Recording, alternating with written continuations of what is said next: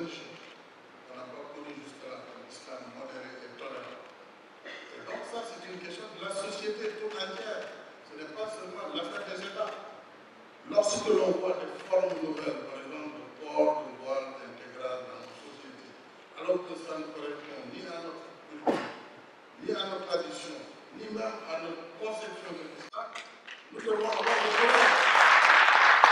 Nous devons avoir le courage de combattre cette forme excessive de nous imposer, n'est-ce pas, une manière d'être. C'est de la même façon, le même refus que je pose également à d'autres modèles qu'on peut nous imposer. C'est-à-dire que nous ne pouvons pas accepter que des modèles qui viennent de ce groupe soient imposés en Afrique, parce que simplement, les Africains sont pauvres, il faut financer des mosquées, il faut financer des écoles, donc il faut leur imposer une culture ou une tradition. Nous devons le refuser en tant qu'Africains. Nos sociétés civiles doivent être à la pointe de ce combat. Nos hommes politiques doivent assumer également pleinement et à la lumière du jour la lutte contre le terrorisme. Nous voulons d'arrêter les imams au Sénégal, quelques-uns, j'ai entendu les hommes politiques essayer de faire le lien. Je les invite à faire très attention.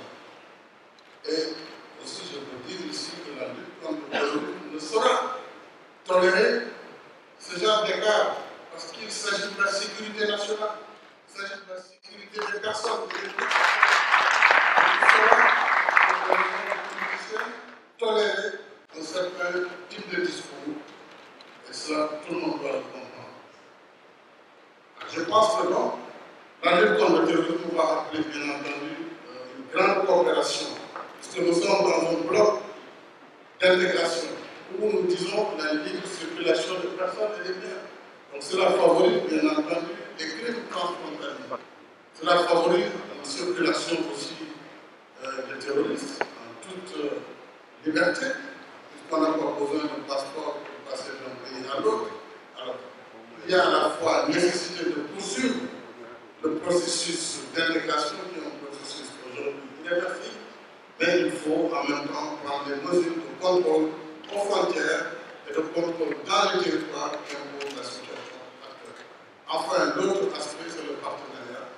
Je crois que l'Afrique a suffisamment de bras si elle est accompagnée dans la formation de ses forces armées, de ses forces spéciales, pour prendre en charge les problèmes du continent.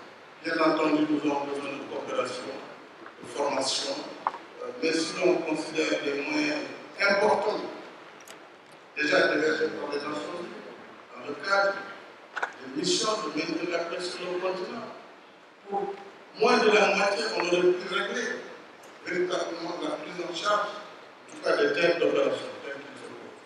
Et j'aime toujours citer le cas de mon pays lorsqu'il s'est agi de l'administration avant l'administration au Mali.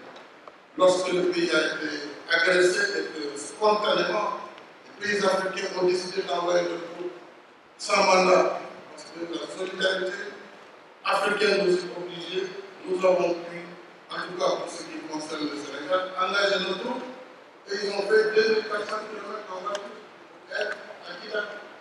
Par là, on aurait pu, avec un peu de coopération, quand même trouver des moyens aériens qui seraient plus faciles pour développer toutes ces forces. Je veux dire, nous avons les hommes, nous avons la jeunesse prête à mourir pour le continent. Nous avons des soldats prêts à mourir pour la sécurité et la paix de ce continent. Mais nous avons juste besoin davantage de ressources. Évidemment, il faut que chacun de nos pays fasse le minimum pour remettre à niveau ses forces armées. Il faut aussi que nos armées soient des armées nationales, pas des armées tribales, pas des armées politiciennes, mais des armées au service de la nation, au service des républiques et au service de la sécurité et de la paix en Afrique et dans le monde. Voilà, monsieur le président, ce que je voulais dire.